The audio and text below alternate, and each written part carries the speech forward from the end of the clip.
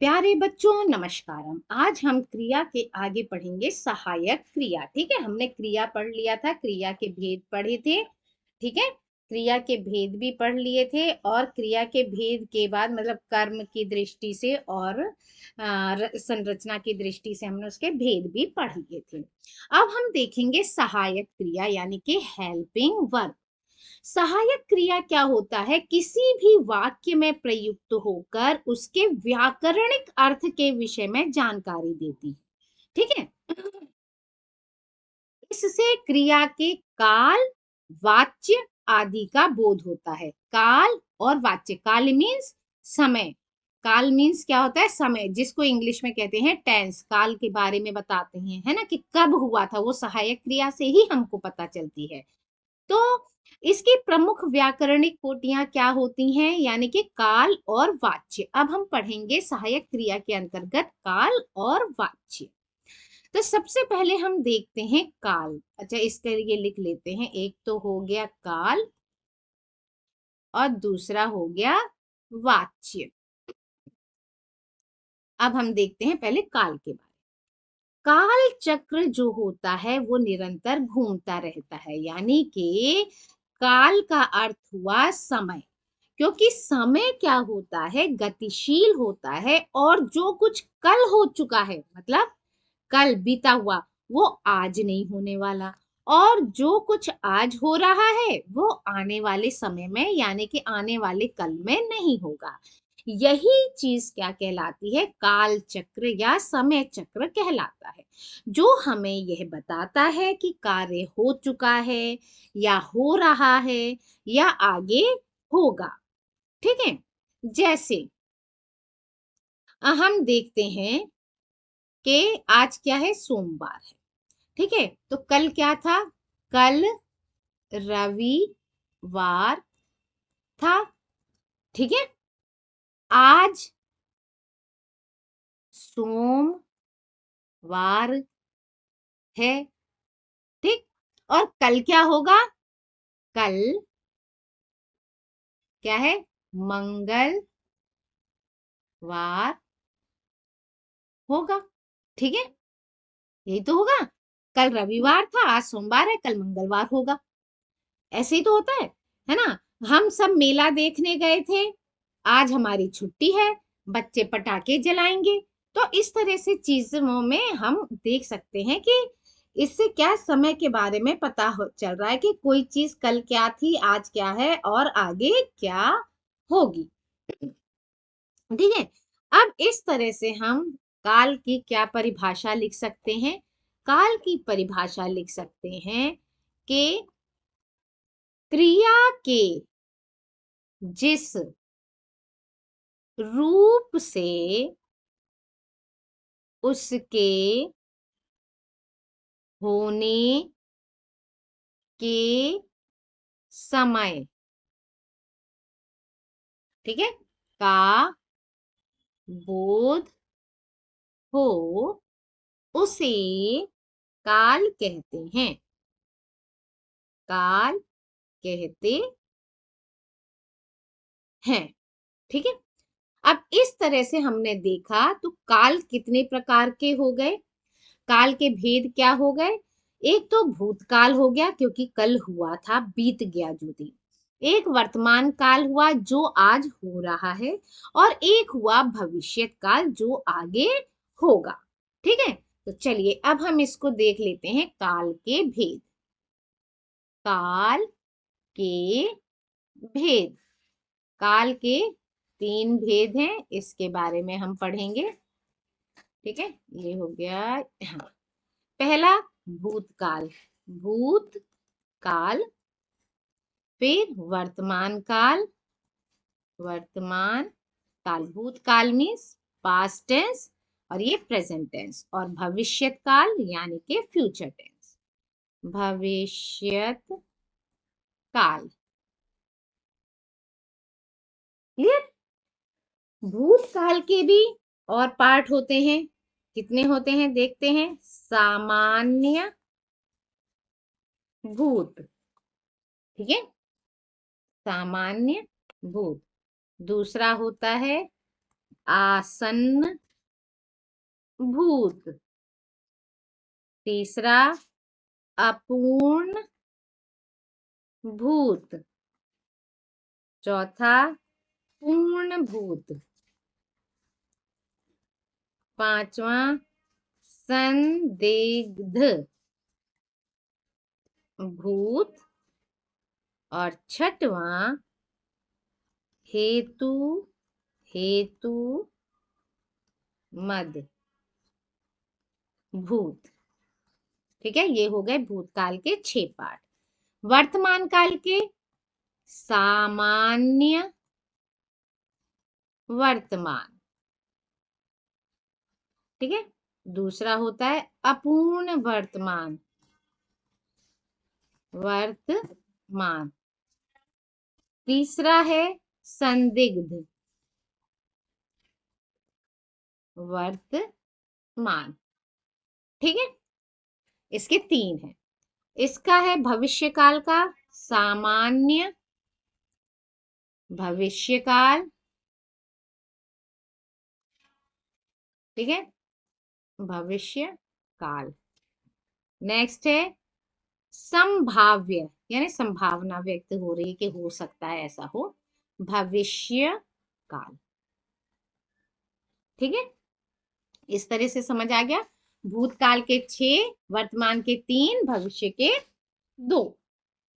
भूतकाल सबसे पहले देख लेते हैं भूतकाल होता क्या है, फिर उसके भेद के बारे में पढ़ेंगे। ठीक है, इस तरह से चलिए आगे। पहले तो भूतकाल देख लेते हैं। पहला है भूतकाल। भूतकाल का क्या है, क्रिया के जिस रूप से बीते हुए समय में क्रिया का होना प्रकट हो। ठीक है, ये तो हमने समझा ही है, यानी कि पहले हो चुका है काम। तो इसकी डेफिनेशन बनी क्रिया के जिस रूप से बीते हुए समय में क्रिया का होना प्रकट हो। प्रकट हो उसे भूतकाल कहते हैं। जैसे माता जी कल दिल्ली गई थी। ठीक है, एग्जाम्पल लिख लेते हैं। माता जी कल दिल्ली गई थी। ठीक है, ठीक है। पिताजी सो चुके थे। ठीक, अब इसके भेद देखते हैं। भेद 6 भेद बताए थे, है ना। तो सबसे पहले है सामान्य भूत, इसको देख लेते हैं। सामान्य भूत। सामान्य भूत में क्या हुआ है कि जो भी वाक्य है, वाक्यों में कार्य सामान्य रूप से बीते हुए समय में पूरा हो गया है। जैसे पिताजी दफ्तर गए, यानी पिताजी कल दफ्तर गए थे, पूरा काम हो चुका है, वो जा चुके थे। ठीक है, तो इस प्रकार की क्रियाएं क्या कहलाती हैं, सामान्य भूत कहलाती हैं। जैसे क्या है कि पिताजी पिताजी दफ्तर गए। ठीक है, जैसे पिताजी कल दफ्तर गए थे। या रोहन ने पत्र लिखा, वो लिख चुका है। ठीक है, भेज चुका है, जो भी है लिख चुका है। तो यहाँ पर क्या है, वाक्यों में कार्य क्या है, सामान्य रूप से बीते समय में पूरा हो गया है, कार्य पूरा हो चुका है, तो ये हो गया सामान्य भूत। दूसरा था आसन्न भूत। आसन्न भूत। आसन्न भूत में क्या है, राम अभी अभी आया है, मतलब आ चुका है। जैसे कोई भी मेहमान है हमारे घर में, तो फोन करके मम्मी या कोई बाहर है तो पूछ रहा है, अरे आ गए वो लोग, तो हाँ वो आ चुके हैं। ये होता है ना, अभी अभी काम हुआ है, लेकिन वो भी भूत में हो गया। आसन्न भूत, ये रिसेंट पास्ट हुआ। ठीक है, जैसे राम अभी आया है। ठीक है, शब्द इससे क्या पता चल रहा है कि कार्य भूतकाल में शुरू होकर अभी अभी पूरा हुआ है। ठीक है, रमा बाजार गई है। रमा बाजार गई है, यानी वो निकल चुकी है, गई है, यहां से जा चुकी है। तो इस तरह से आसन्न भूत क्या हुआ, जो क्रिया शब्द है उससे पता चलता है कि कार्य भूतकाल में शुरू हुआ था और अभी अभी बिल्कुल पूरा हुआ है। अब है तीसरा था अपूर्ण भूत। अपूर्ण भूत यानी अपूर्ण भूत क्या हुआ कि कोई काम अधूरा है। जैसे राम लीला चल रही थी, हम गए थे कोई शो देखने, रामलीला देखने, तो वो चल रही थी, हम आ गए। इस तरह से होता है ना, अरे कैसे जल्दी आ गए, अभी क्या खत्म हो गई थी? नहीं, रामलीला तो चल रही थी, हम बीच में ही आ गए। इस तरह से बातें करते हैं हम। तो यानी कि ये क्या है, अपूर्ण है, पूरा नहीं हुआ। मैं विद्यालय जा रहा था। ठीक है, इन वाक्यों में क्या है, क्रियापदों से क्या पता चल रहा है कि क्रिया भूतकाल में हो रही थी। ठीक है, चल रही थी, जा रहा था, इस तरह से भूतकाल में हो रही थी। लेकिन यह ज्ञात नहीं है कि वो कार्य पूरा हुआ या नहीं, वो विद्यालय पहुंचा या नहीं, वो रामलीला पूरी हुई कि नहीं। तो ये हो गया अपूर्ण भूतकाल। फिर इसके बाद आता है पूर्ण भूतकाल। अपूर्ण था, अब पूर्ण। पूर्ण भूतकाल। पूर्ण भूतकाल क्या होता है, रेलगाड़ी स्टेशन से छूट चुकी थी, वहां वर्षा होने से पहले ही जा चुके थे। ठीक है, तो इनमें क्या है, यानी कि स्टेशन से गाड़ी चली गई है, हम जैसे ही पहुंचे वहां से ऐसे हम मिक्स वो बनाते हैं सेंटेंस, मिश्र वाक्य कि हम जैसे ही स्टेशन पे पहुंचे, रेलगाड़ी स्टेशन से छूट चुकी थी। तो छूट चुकी थी यानी कि कार्य पूरा हो गया। रेलगाड़ी स्टेशन से छूट चुकी थी। ठीक है, तो इस वाक्य में क्या हो रहा है कि क्रिया पूर्ण हो गई है। क्रिया से पता चल रहा है कि कार्य जो हो चुका है पूर्ण हो चुका है, पूर्णता का बोध हो रहा है। तो ये कार्य भूतकाल में पूरा हो चुका है। तो इस प्रकार की क्रियाएं क्या कहलाती हैं, पूर्ण भूतकाल की क्रियाएं कहलाती हैं। नेक्स्ट है संदिग्ध। संदिग्ध भूत यानी डाउटफुल है। मोहन घर चला गया होगा, है ना, होगा होगी, ये वो नहीं है, ये क्या बोलते हैं, फ्यूचर नहीं है, ये पास्ट टेंस में डाउटफुल बात है कि हाँ वो चला गया होगा, पहुंच गया होगा। ऐसे होते हैं अब तक घर पहुंच गए होंगे, मेहमान जैसे घर से जाते हैं तो हम कहते हैं ना, हाँ से अब तक तो पहुंच गए होंगे, इतने घंटे हो गए, शायद पहुंच गए होंगे। इस तरह से कहते हैं, अब फोन करें नहीं करें, पूछे नहीं पूछे, तो पहुंच ही गए होंगे। तो ये जो पहुंच गए होंगे डाउटफुल बात होती है कि मोहन घर चला गया होगा या कोई भी पहुंच चुका होगा। तो ये क्या है, डाउटफुल यानी संदिग्ध भूत है। यानी इन क्रियापदों से ये पता चलता है कि कार्य पूर्ण होने के बारे में अभी संदेह है। ठीक है, तो यहाँ हो गया संदिग्ध भूत। अब है लास्ट था हेतु हेतु मत। हेतु हेतु मत भूत। कंडीशन, ये है तो वो होगा। यदि वर्षा अच्छी होगी तो फसल भी अच्छी होगी, अगर वर्षा होती है तो फसल अच्छी होगी, यदि वो आएगा तो उसके साथ हम जाएंगे। तो इस तरह की जो कंडीशनल चीजें होती हैं वो क्या कहलाती हैं, हेतु हेतुमद भूत।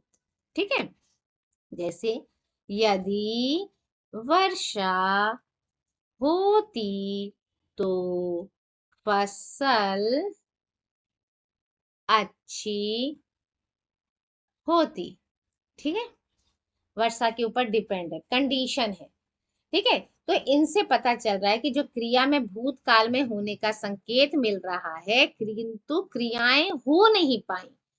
ठीक है, तो क्रिया शब्दों में इस प्रकार की स्थिति को हम कहते हैं हेतु हेतुमद भूतकाल। सेकंड था हमारा वर्तमान काल। वर्तमान काल, अब हम पढ़ते हैं वर्तमान काल के बारे में। वर्तमान काल का क्या है डेफिनेशन, कि क्रिया के जिस रूप से कार्य के वर्तमान समय में होने का बोध हो। ठीक है, क्रिया के जिस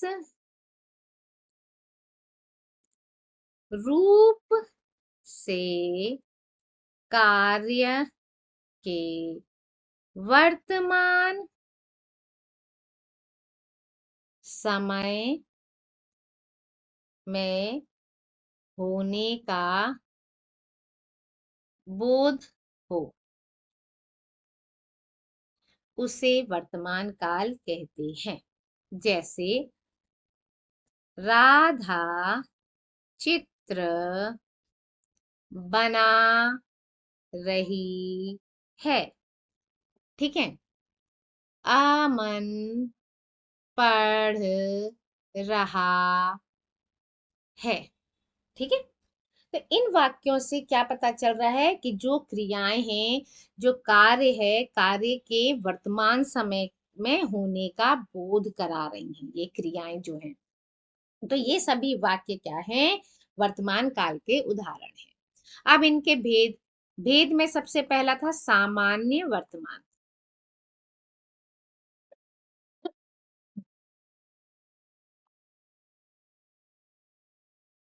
ठीक,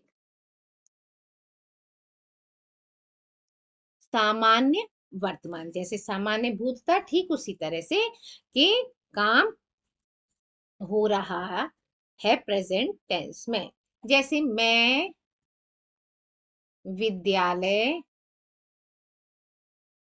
जाती हूँ। ठीक है, मैं विद्यालय जा रही हूँ। या सीमा कार चलाती है। इन वाक्यों में क्रियापदों से कार्य के वर्तमान काल में सामान्य रूप से होने का बोध हो रहा है कि विद्यालय अक्सर जाते ही रहते, विद्यालय तो रोज जाते हैं। ठीक है, तो सामान्य रूप से होने का बोध होता है। तो ये जो है वो क्या है, सामान्य वर्तमान काल की क्रियाएं हैं। यानी कि क्रिया के जिस रूप से कार्य के वर्तमान समय में होने का बोध हो, उसे हम कहते हैं सामान्य वर्तमान काल। दूसरा था अपूर्ण, अपूर्ण वर्तमान। इसमें क्या है, मैं पढ़ा रहा हूं, यानी कि अभी पढ़ाना खत्म नहीं हुआ है। ठीक है, राम आम आ रहा है, यानी कि काम अभी चल रहा है खाने का। ठीक है, पढ़ने का।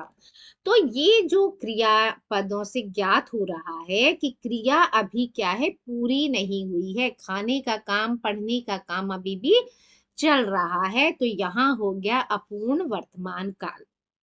यानी कि जिस क्रिया के द्वारा यह बोध हो कि कार्य वर्तमान काल में प्रारंभ हुआ और अभी समाप्त नहीं हुआ है। ठीक है, तो ये हो गया अपूर्ण वर्तमान काल। थर्ड था संदिग्ध, डाउटफुल, है ना, संदिग्ध वर्तमान काल।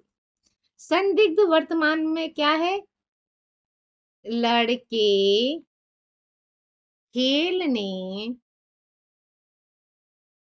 जाते होंगे।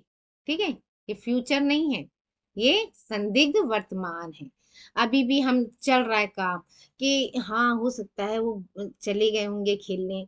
या हो कह सकते हैं ना कैसे कि अरे नेहा पढ़ती होगी, पढ़ रही होगी अभी। इस तरह की बातें जो होती हैं कि नेहा पढ़ रही होगी या सीमा पढ़ रही होगी, नेहा पढ़ रही होगी, ये क्या है, अभी चल रहा है। ठीक है, काम, लेकिन संदिग्ध है, हमें बिल्कुल पता नहीं है, डाउट है, हो सकता है ना भी पढ़ रही हो, है ना, किसी के घर जाते अरे इस समय नहीं जाते हैं, उस समय तो चाय नाश्ता का टाइम है।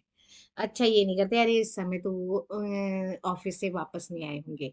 तो ये चीजें क्या हो गई, ऐसे जो क्रियापद होते हैं इनसे ज्ञात हो रहा है कि कार्य वर्तमान समय में हो रहा है, लेकिन उसके पूर्ण होने में संदेह है, उसके होने में संदेह है। तो यहाँ संदिग्ध वर्तमान काल की क्रिया प्रयुक्त हुई है। क्रिया के जिस रूप से वर्तमान काल में क्रिया के होने में संदेह हो, उसे संदिग्ध वर्तमान काल कहते हैं। अब आता है थर्ड, क्या है, भविष्यत काल। भविष्यत काल। अब भविष्यत काल क्या है, चलो इसकी डेफिनेशन लिख लेते हैं। क्रिया के जिस रूप से आने वाले समय में उसके करने या होने का बोध हो, उसे भविष्यत काल कहते हैं। जैसे माँ कल आगरा जाएंगी, ठीक है, या अगले महीने परीक्षाएं होंगी। ये क्या कहलाते हैं, भविष्यत काल। और इसका सबसे पहला है सामान्य भविष्य काल, ठीक है, सामान्य भविष्यत काल। यानी कि क्रिया के जिस रूप से आने वाले समय में उसके करने या होने का बोध हो, उसे सामान्य भविष्यत काल कहते हैं। जैसे ऐसे ही है, यही सामान्य ही है कि माँ कल आगरा जाएंगी, ठीक है, राम कल स्कूल जाएगा, ठीक है, या मैं पत्र लिखूंगा। इस तरह के जो होते हैं सेंटेंस, वो कहलाते हैं सामान्य भविष्य। यानी इधर क्रिया से क्या पता चल रहा है कि कल वो स्कूल जाएगा या कल माँ आगरा जाएगी, सामान्य रूप से होने की सूचना दे रहे हैं, सामान्य बात बता रहे हैं। तो ये हो गया सामान्य भविष्यत काल। दूसरा था संभाव्य, संभावना व्यक्त होती है, डाउटफुल, संभाव्य भविष्य। ये भी डाउटफुल की स्थिति है, संभावना व्यक्त की जा रही कि ऐसा होगा कि शायद वो परसों आए, शायद मैं विदेश जाऊं, शायद ही मैं खाना खाऊं। तो ये डाउटफुल स्थिति है ना। शायद वह परसों आए, कल आए, 2 दिन बाद आए, तो शायद लग गया, ठीक है। तो क्रिया के जिस रूप से आने वाले समय में कार्य के पूर्ण होने में संदेह या संभावना पाई जाए, उसे कहते हैं संभाव्य भविष्यत काल, ठीक है। इस तरह से ये तो हो गया हमारा पूरा। अब दूसरा था हमारा वाच्य, है ना, हमने पढ़ा था सहायक क्रिया में, पहला था काल, दूसरा था वाच्य। अब हम देखते हैं वाच्य क्या होते हैं। वाक्य में क्रिया के लिंग, वचन तथा पुरुष क्या होते हैं, परिवर्तित होते रहते हैं, ठीक है। लिंग है तो पुल्लिंग, स्त्रीलिंग कुछ भी हो सकता है, एक वचन बहुवचन हो सकता है, ठीक है। तो ये चीजें परिवर्तित होते रहते हैं, कभी वे कर्ता के कारण, कभी कर्म के अनुसार, तथा कभी भाव के अनुसार चेंज होते रहते हैं। इससे इस बात का भी पता चलता है कि वक्ता, है ना, वक्ता जो है वाक्य में किस कथ्य बिंदु को प्रधानता दे रहा है, ठीक है, किस बात की इंपॉर्टेंस होती है। जैसे देखो क्या चीज है, मोहन पुस्तक पढ़ता है, ठीक है। दूसरा इसी को हम ऐसे लिख सकते हैं, मोहन के द्वारा पुस्तक पढ़ी जाती है। और भी एग्जाम्पल देख सकते हैं, राम पतंग उड़ाता है। उसको हम और किस तरह से लिख सकते हैं, राम के द्वारा पतंग उड़ाई जाती है। गरिमा पत्र लिखती है। गरिमा के द्वारा पत्र लिखा जाता है। बच्चा सोता है। बच्चे के द्वारा सोया जाता है। ठीक है, हमने देखा इधर दो तरह से सेंटेंस बनाए। ठीक है, पहले और दूसरे के वाक्यों में यानी कि बात तो एक ही कही जा रही है कि वो पुस्तक पढ़ता है, ये भी पुस्तक पढ़ता है, लेकिन बात को कहने का ढंग दोनों में अलग अलग है। यहाँ पर वाक्य में क्या है, कर्ता प्रमुख है, कौन कर रहा है, ये। ठीक है, और क्रिया के लिंग तथा वचन भी उसी के अनुसार है, मोहन के अनुसार। ठीक है, अब इसमें क्या है, पहले जो वो है, इसमें क्या है, कर्म प्रमुख है। कर्म कैसे प्रमुख है कि पुस्तक को वैल्यू दी गई कि पुस्तक पढ़ी जा रही है, और क्रिया भी जो है पुस्तक के अनुसार है, मोहन के अनुसार नहीं है। मोहन तो पुल्लिंग है, यहाँ पुल्लिंग होती है, जैसे ये पढ़ता है, लेकिन पुस्तक स्त्रीलिंग है, इसलिए पुस्तक के अनुसार ये वचन, ये कर्म जो है ये बदले गए हैं। ठीक है, इस तरह से वाच्य की परिभाषा क्या हुई, मतलब ये समझ में आ गया, वाक्य में कर्ता को प्रधानता दी गई है या कर्म को या भाव को, इसे ही हम वाच्य कहते हैं। अब वाच्य की डेफिनेशन बनती है कि वाच्य क्रिया का वह रूप है, क्रिया का वह रूप है जिससे यह ज्ञात होता है, जिससे यह ज्ञात होता है कि वाक्य में कर्ता प्रधान है या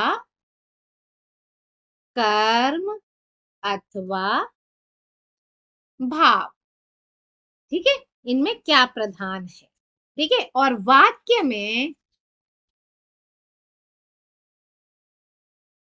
वाक्य के लिंग वचन तथा वचन उसी के अनुरूप होते हैं, जैसे कि हमने यहाँ सेंटेंस में देखा। आप भाई वाच्य है तो भेद भी इससे होंगे, क्योंकि हम दो तरीके से बना रहे हैं। ठीक है, तो वाच्य के भेद भी देख लेते हैं हम कितने होते हैं। वाच्य के भेद होते हैं बेटा जी तीन। पहला होता है कर्तवाच्य, यानी कर्ता मेन है, कर्तिरा ऊपर है। फिर दूसरा होता है कर्मवाच्य, जहां कर्म मेन होता है। और तीसरा होता है भाववाच्य, जहां भाव। ठीक है, सबसे पहले हम कर्तवाच्य के बारे में पढ़ लेते हैं। कर्तवाच्य, कर्तवाच्य का मुख्य बिंदु क्या होता है, कर्ता होता है। कर्तवाच्य में मेन क्या होता है, कर्ता होता है। और क्रिया के लिंग तथा वचन किसके अनुसार चेंज होंगे, कर्ता के अनुसार ही चेंज होते हैं। कर्तवाच्य में अकर्मक सकर्मक दोनों प्रकार की क्रियाएं हो सकती हैं, दोनों प्रकार की क्रियाएं प्रयोग की जाती हैं। ठीक है, तो मेन एक चीज पॉइंट लिख लेते हैं कि इसमें क्या होता है, कर्तवाच्य का मुख्य बिंदु। कर्तवाच्य का मुख्य बिंदु कर्ता होता है, इसमें यही तो इंपॉर्टेंट है, ये हम लिख लेते हैं। जैसे गीता पुस्तक पढ़ती है। ठीक है, गीता क्या पढ़ रही है? पुस्तक। लेकिन गीता के अनुसार ही हमारा ये पढ़ती है चेंज हुआ। ठीक है। अगर हम लिखते हैं नहीं, राम पत्र, तो राम के अनुसार ही पत्र वो लिखा जाएगा, हमारा क्रिया चेंज होगी। राम पत्र लिखता है। ठीक है, लिखता है। ठीक। सोहन सो रहा है, कमला हंस रही है। तो इस प्रकार ये जो क्या है, ये हो गए कर्ता। और वाक्य में उन्हीं के लिंग और वचन के अनुसार क्रिया का प्रयोग किया गया है, तो इसलिए यहाँ पर क्या है, कर्तृवाच्य है। दूसरा आता है कर्मवाच्य, जहां कर्म की प्रधानता होगी। कर्मवाच्य। कर्मवाच्य का मुख्य बिंदु क्या होता है? कर्म। तो इसको लिख लेते हैं। कर्मवाच्य का मुख्य बिंदु कर्म होता है।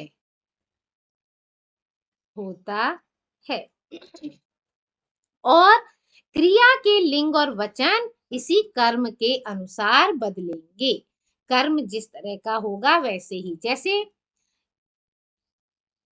गीता के द्वारा पुस्तक पढ़ी जाती है। पढ़ी जाती है। चलो यहाँ हम थोड़ा ये नाम चेंज करते हैं, गीता की जगह रख लेते हैं, क्योंकि फिर आपको थोड़ा सा वो कंफ्यूजन हो जाएगा, दोनों ही स्त्रीलिंग हो गए यहाँ। गीता की जगह लिखते हैं मोहन। ठीक है, हम मोहन लिख लेते हैं, गीता की जगह क्या कर लेते हैं, मोहन। तो आपको थोड़ा सा क्लियर हो जाएगा। मोहन के द्वारा पुस्तक पढ़ी जाती है। मोहन क्या है, यहाँ पुल्लिंग है, मगर पुस्तक क्या है, स्त्रीलिंग है। तो कर्म क्या कर रहा है, वो पुस्तक पढ़ने का कर्म कर रहा है। तो यहाँ पर क्या हो गया, ये चेंज हो गया, किसके अनुसार, कर्म के अनुसार। पढ़ी जाती है लिखा है, ना कि मोहन पढ़ता है, पढ़ता होना चाहिए। अगर हम लिखते हैं अंकिता से पत्र, या के द्वारा पत्र लिखा जाता है। पत्र क्या हो गया, पुल्लिंग शब्द हो गया। पुल्लिंग की वजह से, इस कर्म की वजह से यहाँ अंकिता स्त्रीलिंग होने के बावजूद ये क्या हो गया, पुल्लिंग हो गया। ठीक है, आ गया समझ में? दोनों में ही क्या है, वाक्यों में क्रिया के लिंग और वचन के अनुसार ये कर्म के अनुसार है, लिंग और वचन। ठीक है, तो यहाँ पर क्या हो गया, कर्मवाच्य का प्रयोग हुआ है। कर्मवाच्य में केवल सकर्मक क्रियाओं का ही प्रयोग होता है, ये और ध्यान रखने वाली बात है। क्योंकि कर्तृवाच्य में हमने क्या कहा था कि उसमें सकर्मक अकर्मक दोनों होती हैं। ठीक है, इसमें सकर्मक अकर्मक दोनों होती हैं। कर्तृवाच्य में, कर्मवाच्य में केवल सकर्मक क्रियाएं होंगी। अब आता है आपका थर्ड पार्ट, भाव वाच्य। ठीक है, भाव वाच्य में जिन वाक्यों में क्रिया का भाव प्रधान होता है, वहां भाव वाच्य होते हैं। भाव प्रधान होता है। ठीक है, भाव प्रधान कैसे होता है, मुझसे बैठा नहीं जाता, मुझसे बैठा नहीं जाता। ठीक है, पक्षी से उड़ा जा रहा है, यानी पक्षी उड़ रहा है। अब चला जाए, यह क्या है, भाव है।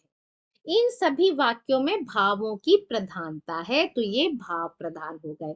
भाव वाच्य में केवल अकर्मक क्रियाओं का ही प्रयोग होता है, सकर्मक का नहीं होता। आगे बात समझ में?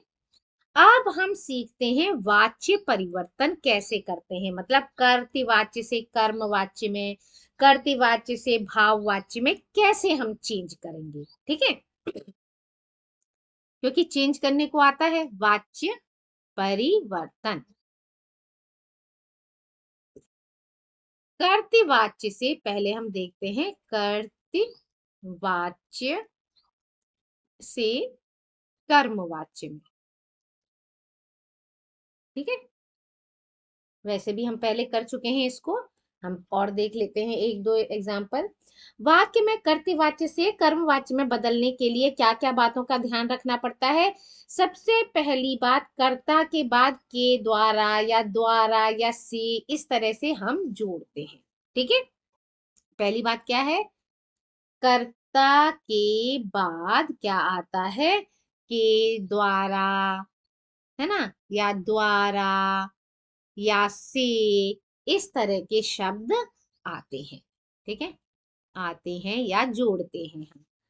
दूसरा, क्रियापद में या प्रत्यय जोड़कर जा धातु को कर्ता के लिंग वचन के अनुसार प्रयोग किया जाता है।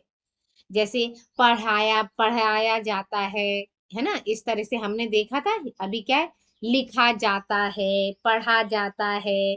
ठीक है, तो ये क्या है, क्रियापद में या प्रत्यय जोड़कर जा धातु को कर्ता के लिंग वचन के अनुसार प्रयोग करना होता है हमको। चलिए इसको भी लिखते हैं। क्रियापद में या, है ना, प्रत्यय जोड़कर या प्रत्यय जोड़कर जा धातु, जा धातु को कर्ता के लिंग वचन के अनुसार प्रयोग करना होता है। ठीक है, अभी देखते हैं, इस एग्जाम्पल से आपको और क्लियर होगा। कर्म के साथ लगी विभक्ति जो कारक चिन्ह होता है उसको हटा देना होता है। ठीक है, कर्म के साथ लगी विभक्ति, यानी कि जिसको कहते हैं कारक चिन्ह, कारक चिन्ह को हटा दीजिए। ठीक है, चलिए अब एग्जाम्पल से समझते हैं, उदाहरण। ठीक है, उदाहरण सबसे पहले लिखते हैं, सुशीला कहानी लिखती है। ठीक है, इसका क्या बनेगा, सुशीला तो आएगी आएगी। अब पहला क्या था कि कर्ता के बाद के द्वारा, द्वारा या से आना चाहिए। तो सुशीला के द्वारा क्या है, कहानी लिखी जाती है, कहानी लिखी जाती है। ठीक है, जा धातु को कर्ता के लिंग वचन के अनुसार प्रयोग कर लिया, तो सुशीला के द्वारा कहानी लिखी जाती है। आगे बात समझ में? अब जैसे द्विकर्मक है, पिता पुत्र को फल देता है, इसको कैसे लिखेंगे, पिता द्वारा या पिता के द्वारा पुत्र को फल दिया गया या दिया जाता है। ठीक है, इस तरह से हमने ये देखा कैसे हमको चेंज करना है। अब देखते हैं कर्तवाच्य से भाववाच्य में कैसे चेंज करेंगे। दूसरा है कर्तवाच्य से भाववाच्य बनाना। ठीक है, क्रिया को अन्य पुरुष एक वचन में करें और कर्ता के बाद द्वारा, से, के की सहायता से परसर्ग जोड़ें। ठीक है, क्रिया को सामान्य भूत में बदलकर काल को क्रिया का रूप जोड़ें। सबसे पहले किस क्रिया को अन्य पुरुष एक वचन में करें। ठीक है, नेक्स्ट क्या है?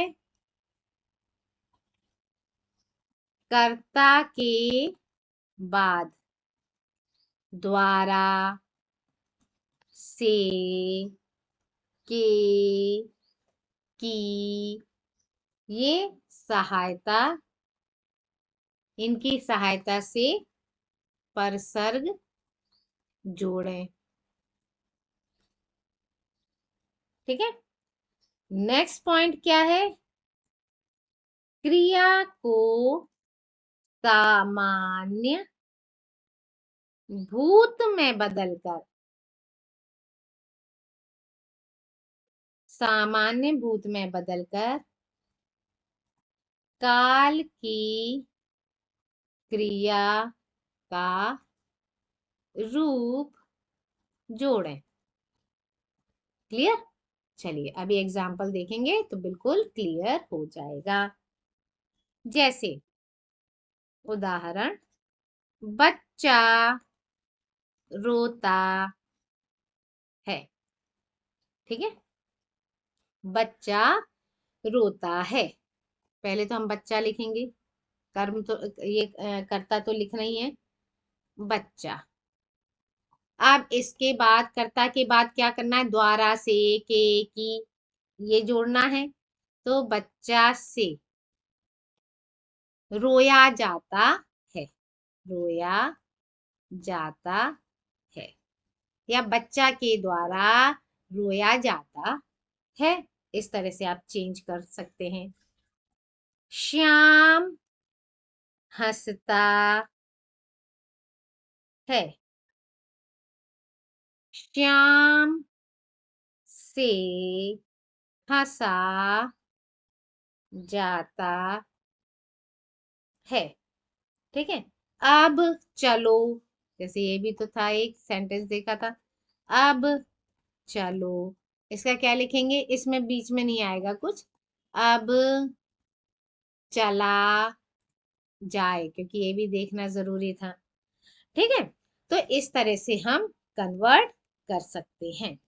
तो इस तरह से हमने ये देखा, हमने वचन भी पढ़ लिया, हम सॉरी काल भी पढ़ लिया, वाच्य भी पढ़ लिया। अब एक बार रिवाइज कर लेते हैं कि क्या क्या चीज पढ़ ली है, क्योंकि अब इसमें इतना ही है। क्रिया के जिस रूप से उसके करने या होने के समय का बोध हो, उसे हम क्या कहते हैं? काल कहते हैं। काल के कितने भेद हमने पढ़े? 3 भेद, भूतकाल, वर्तमान काल और भविष्य काल। भूतकाल के हमने 6 भेद पढ़े हैं: सामान्य भूत, आसन्न भूत, अपूर्ण भूत, पूर्ण भूत, संदिग्ध भूत और हेतुमद भूत। वर्तमान काल के 3 भेद हैं: सामान्य वर्तमान, अपूर्ण वर्तमान, संदिग्ध वर्तमान। ऐसे ही भविष्य काल के 2 भेद हैं: सामान्य भविष्य और संभाव्य भविष्य। वाच्य क्या है? वाच्य क्रिया का वह रूप है जिससे पता चलता है कि वाक्य में कर्ता प्रमुख है या कर्म या फिर भाव।